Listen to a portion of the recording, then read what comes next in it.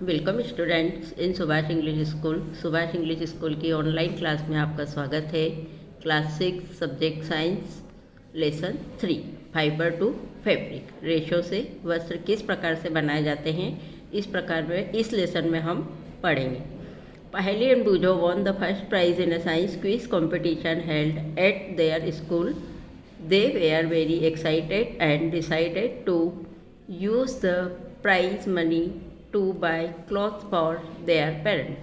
When they saw a large variety of cloth material, they got confused. The shopkeeper explained that some clothes or fabric were cotton and some were synthetic. He also had woolen mufflers and shawls. There were many silk sarees as well. Paheli and Bujo felt very excited. They touched and felt these different fabrics. Finally, they bought a woolen muffler and a cotton saree. पहेली and बूझो नाम के दो students रहते हैं, जो कि एक साइंस की क्विज कंपटीशन उनके स्कूल में होती है, तो उसमें वो विनर रहते हैं। तो वहाँ उन्हें प्राइज़ मिलता है। उस प्राइज़ से वो अपने पेरेंट के साथ कुछ कपड़े परचेस करने जाते हैं। तो वहाँ पर देखते हैं, जब कपड़ों की दुकान पर पहुँचते हैं तो वहाँ पर उनको कपड़े के बहुत सारी वैरायटी और अलग अलग मटेरियल्स में मिलते हैं। तो वे कंफ्यूज हो जाते हैं और शॉपकीपर उनको हर कपड़े के बारे में, हर रेशे के बारे में उनको अलग अलग बताता है कि ये कॉटन के है, ये सिंथेटिक है, इस प्रकार से।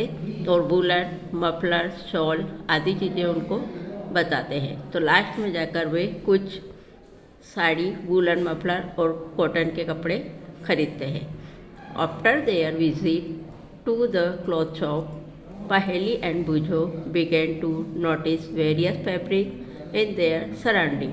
उसके बाद में दुकानदार उनको आसपास चारों तरफ जितने भी प्रकार के फैब्रिक्स होते हैं उनको बताते हैं। They found that bedsheets, blanket, curtains, table cloths, towels and dusters were made from different kind of fabrics. Even their school bag and the gunny bags were made from some kind of fabric. They tried to identify these fabrics as cotton, wool, silk और synthetic. तो जब वो दुकान पर जाते हैं तो वहाँ पे चारों तरफ के उस रेशे के बारे में बताता है। फिर वहाँ पर वो देखते हैं बेडशीट्स, कंबल, पर्दे, टेबल क्लॉथ यानी टेबल के ऊपर बिछाने के कपड़े, टॉवेल, इस प्रकार के अलग अलग सारी चीज़ें अलग अलग रेशे से बनी हुई रहती है। इवन देयर, इसके अलावा स्कूल बैग और गनी बैग्स भी वहाँ पर बताए जाते हैं कि ये किस प्रकार के रेशे से बनते हैं। They try to identify this fabric as cotton, wool, silk और सिंथेटिक। तो वो इसकी ट्राई करते हैं और देखते हैं कि ये सूती है या ऊनी है या रेशमी है या synthetic. Students, variety in fabrics, वस्त्रों के कितने प्रकार होते हैं, ये एक्टिविटी 1, 2 एंड 3 आपको घर पर देखना है और इसको रीड करना है।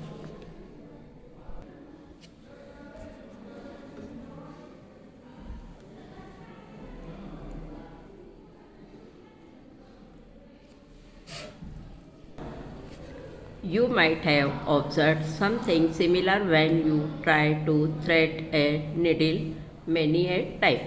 The end of the thread is separated into a few thin strands. आप कभी भी देखते हैं जब सुई में कोई धागा डालते हैं तो उसका एक पतला सा रेशा बिल्कुल अलग हो जाता है। This makes it difficult to pass the thread through the eyes of the needle. फिर उसको हम अपनी आँखों से सुई में डालना बहुत ही मुश्किल हो जाता है या पास करना। The thin strands of thread that we see are made of still thinner strands called fibre. तो जब ये पतला रेशा बिल्कुल जब तक पतला नहीं हो जाता है या पतले से पतला जो होता है उसको हम फाइबर्स या तंतु कहते हैं। Fabrics are made of yarns and yarns are further made of fibres. वस्त्र जो है एक धागे से बनते हैं और धागे जो है वो फाइबर से बनते हैं। The fibres of some fabrics such as cotton, jute, silk and wool are obtained from plants and animals. These are called natural fiber. कुछ रेशे हमें जंतुओं से और पौधों से प्राप्त होते हैं, जैसे कि कॉटन का, जूट, सिल्क और वूल। इसको हम नेचुरल फाइबर या प्राकृतिक स्रोत कहते हैं, जो हमें प्रकृति से प्राप्त होते हैं। Cotton and jute are example of fibres obtained from plants. Cotton और जूट हमको पौधे से प्राप्त होते हैं। Wool and silk fibres are obtained from animals. ऊन और सिल्क हमें जंतुओं से प्राप्त होती है। Wool is obtained from the fleece of sheep और गोट। ऊन को हम शीप या गोट के फ्लीस से प्राप्त करते हैं। It is also obtained from the hair और rabbits of rabbits, yak and camels. Silk fiber is drawn from the cocoon of silkworm. ऊन को हम शीप या गोट के फ्लीस से प्राप्त करते हैं और इसको हम रेबिट या खरगोश के बालों से भी प्राप्त की जा सकती है। यॉक एंड केमल और खरगोश ऊँट और यॉक के हेयर से भी प्राप्त होता है, जबकि सिल्क को हम सिल्क रेशम का जो कीड़ा होता है उसके कोकुन से प्राप्त करते हैं। For thousands of years, natural fibers were the only ones available for making fabrics. In the last 100 years or so, fiber are also made from chemical. कुछ हजारों साल पहले प्राकृतिक स्रोत से हमको फाइबर्स प्राप्त होते थे, लेकिन अब कुछ साल पहले से इन फाइबर्स को हम केमिकल या रासायनों के द्वारा भी प्राप्त कर सकते हैं। Which are not obtained from plant or animal sources, these are called synthetic fiber. जो रेशे हमें प्लांट और एनिमल से प्राप्त नहीं होते हैं उनको हम सिंथेटिक या संश्लेषित फाइबर्स कहते हैं। Some fibres are synthetic fibres are polyester, nylon and acrylic. उसमें से पॉलिस्टर, नायलॉन और एक्रेलिक ये संश्लेषित रेशे हैं, जो कि हमें न तो पौधों से प्राप्त होते हैं और न ही जंतुओं से। सम प्लांट फाइबर, इसमें हम कुछ पौधों से प्राप्त होने वाले फाइबर के बारे में जानकारी देंगे। इसमें सबसे पहले cotton. Take some cotton wool, pull it apart and look its edge. What do you observe? The small thin stand that you see are made up of cotton fibres. Where does this cotton wool come from? It is grown in the fields. Cotton plants are usually grown at places having black soil and warm climate. अब हम इसमें देखें कि हमको cotton कहाँ से प्राप्त होता है। कॉटन और वूल, इसको हम खेतों में उगाया जाता है। कॉटन प्लांट जो होते हैं, कपास का जो पौधा होता है, वो मुख्य रूप से काली मिट्टी और गर्म क्लाइमेट, उसके लिए गर्म वातावरण की आवश्यकता होती है। Can you name some states of our country where cotton is grown? क्या आप बता सकते हैं कि हमारे देश में कॉटन की या कपास की खेती मुख्य रूप से कहाँ पर होती है? The fruits of the cotton plant are about the size of lemon. Cotton के जो फ्रूट्स होते हैं कपास के, वो नींबू के आकार के होते हैं। After measuring the bolls burst open and the seeds covered with cotton fibres can be seen. इनको जब वो पक जाते हैं तो उसके बाद ये जो बॉल्स होते हैं कॉटन के, वो फट के और जब खुल जाते हैं तो उसके अंदर से कुछ सीड्स, बीज की आकृति होती है, बीज के समान, जो कि एक कॉटन फाइबर्स, कपास के रेशों से ढकी हुई हमें दिखाई देती है। It looks like a field covered with snow. फिर जब यह खेत में हमको इस तरह से दिखाई देते हैं जैसे कि बर्फ से ढके हुए हो। From these balls, cotton is usually picked by hand. Fibers are then separated from the seeds by combining. This process is called ginning of cotton. Ginning was traditionally done by hand. These days, machines are also used for ginning. तो जो cotton के balls होते हैं उसको usually या मुख्य रूप से हम उसको हाथ से चुन सकते हैं, जैसा कि आप इसमें देख रहे हैं चित्र में। Fibres are then separated from the seeds by combining. इनको हम, इनके बीजों को अलग अलग सेपरेट करते हैं। इस प्रोसेस को हम गिनिंग या कताई कहा जाता है। गिनिंग वाज ट्रेडिशनली, ये जो गिनिंग का जो प्रोसेस है वो हाथ से चुनने का, वो पुराने ज़माने का है, जैसा कि आप इसमें देख रहे हैं चित्र में। दिस डेज, आजकल इसको मशीन से भी इसका उपयोग गिनिंग या कताई करने में किया जाता है। Jute. Jute fibers is obtained from the stem of jute plant. It is cultivated during the rainy season. In India, jute is mainly grown in West Bengal, Bihar and Assam. Jute के fibres जो होते हैं वो मुख्य रूप से हमको jute के पौधे के तने से प्राप्त होते हैं और इसकी खेती जो है मुख्य रूप से बारिश के मौसम में की जा सकती है। इंडिया में जूट को मुख्य रूप से वेस्ट बंगाल, बिहार और असम में इसकी खेती अधिकांश रूप से होती है। The jute plant is normally harvested when it is at flowering stage. Jute की खेती में हमको मुख्य रूप से इसकी खेती के लिए जब तक इसमें फूल नहीं आ जाते हैं तब तक इसकी खेती करना पड़ती है।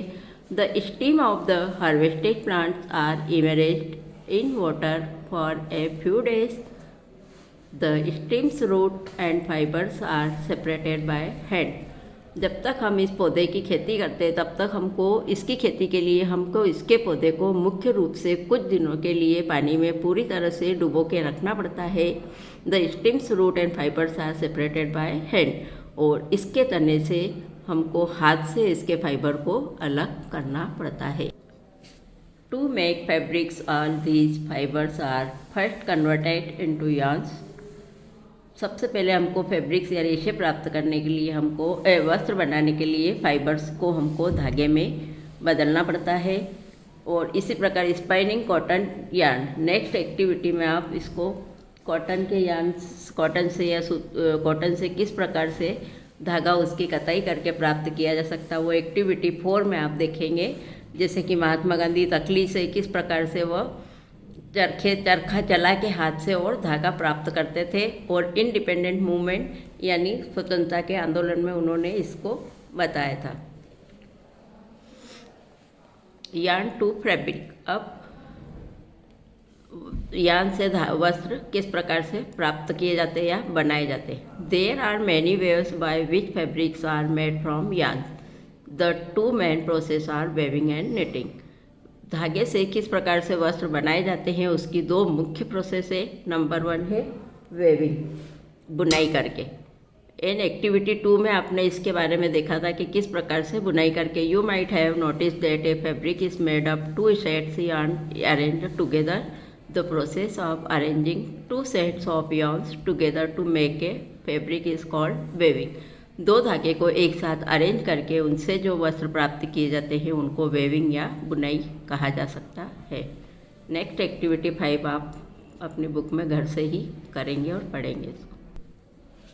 अब नेक्स्ट है निटिंग। बुनाई से किस प्रकार वस्त्र प्राप्त किए जा सकते हैं या बनाए जाते हैं। Have you noticed how sweaters are knitted. In knitting a single yarn is used to make a piece of fabric. एक फैब्रिक या एक रेशा लेकर किस प्रकार से हम उसकी सिंगल धागे से उसकी निटिंग करते हैं। Have you ever pulled the yarn from a torn pair of socks. What happens a single yarn gets pulled out continuously as the fabric gets unravelled. Socks and many other clothing items are made of knitted fabrics. Knitting is done by hand and also are machines. किस प्रकार से हम ऊन के एक धागे को खींचकर 2 सिलाइयों के द्वारा उसका हम कुछ भी चीज़ें या कुछ भी वस्त्र वगैरह जैसे सॉक्स है, मोजे है, स्वेटर है, इस प्रकार से अन्य आइटम हम इससे बनाए जा सकते हैं और इसको हम हाथ से या मशीन से भी बना सकते हैं। History of clothing material. वस्त्र में कौन कौन से मटेरियल होते हैं, उनका मटेरियल कैसे प्राप्त, उसकी history. Have you ever wondered what materials people used in ancient times for clothes? It appears that in those times people used the bark and big levels of trees or animals' skin and furs of to cover themselves. हम देखते हैं कि पहले के ज़माने में लोग, पुराने ज़माने के जो लोग रहते थे वो किस प्रकार के क्लॉथ्स को यूज़ करते। इट अपेयर्स दैट मतलब हम देखते थे कि वो लोग अपने शरीर को ढकने के लिए या तो जंतुओं की खाल का उपयोग करते थे या पेड़ पौधों की पत्तियों का उपयोग करते थे या पेड़ों की छाल का, एनिमल्स स्किन, इन सब के कवर से वो अपने आप को ढकते थे। After people began to settle in agriculture communities, they learned to weave twigs and grass into mats and baskets. उसके बाद लोगों ने फिर इसकी खेती करके इनकी शाखाओं से और घास से कुछ मैट्स और बास्केट्स बनाना सीखा. Once animals' fleece or hair were twisted together into long strands, these were woven into fabrics. The early Indians were fabrics made out of cotton that grew in the region near the river Ganga. कुछ लोगों ने फिर इसको animal fleece यानी जंतुओं के hair से उनको ट्विस्ट करके उनको मतलब उनके ट्विस्ट हटा करके और फिर उसके बाद उन्होंने उसकी वूवन इनटू फैब्रिक्स फिर उसको वस्त्र या धागे प्राप्त करे. द अर्ली इंडियंस पहले के जो भारतीय थे उन्होंने गंगा नदी के किनारे वाले क्षेत्र में कुछ कॉटन की खेती करना स्टार्ट किया या वहाँ पर कॉटन की खेती या कपास उगाना शुरू किया. Is also a plant that gives natural fibres. तो इस प्रकार से उन्हें पौधों से कुछ नेचुरल या प्राकृतिक रेशे प्राप्त हुए. In ancient Egypt cotton as well as flax were cultivated near the river Nile and were used for making fabric. इस प्रकार कुछ इजिप्ट पुराने ज़माने के इजिप्ट लोगों ने कॉटन की खेती भी उनको देख के उन्होंने भी इसकी खेती करना शुरू की. उन्होंने नील नदी के किनारे इसके फैब्रिक्स को बनाना शुरू किया. In those days stitching was not known. People simply draped the fabrics around different parts of their body. उस समय लोग इनके कपड़ों से मतलब इनकी सिलाई करने का स्टिच करने का इनके फैब्रिक से इसका तरीका उनको नहीं पता था. Many different waves of draping fabrics were use. उन्होंने अलग अलग तरीके से इन रेशों का उपयोग शुरू किया. With the invention of the sewing needle फिर उन्होंने सुई की खोज करी. People started stitching fabrics to make clothes. फिर लोगों ने कपड़ों की सिलाई स्टार्ट करी. Stitched clothes have gone through many variation since this invention. फिर उसके बाद उन्होंने कपड़े सिल के नई नई खोजों का आविष्कार किया. But is it not amazing that even today sari, dhoti, lungi और turban is used as an unstitched piece of fabric. फिर इस प्रकार से उन्होंने कुछ अमेजिंग या मतलब आश्चर्यजनक चीज़ों का भी आविष्कार किया जैसे जिनमें सिलाई की ज़रूरत नहीं पड़ती है, जैसे साड़ी, धोती, लुंगी, पगड़ी आदि. ये पीस जो है ये इनमें हमको किसी प्रकार की सिलाई की आवश्यकता नहीं होती. Just as there is a large variety in the food eaten all over our country, a large variety exist also in fabrics and clothing item. जिस प्रकार से हमारे देश में अलग अलग जगहों का खान पान अलग अलग होता है, इसी प्रकार से वहाँ के लोगों में पहनाव भी अलग अलग प्रकार का होता है या क्लॉथिंग आइटम्स भी अलग अलग होते हैं.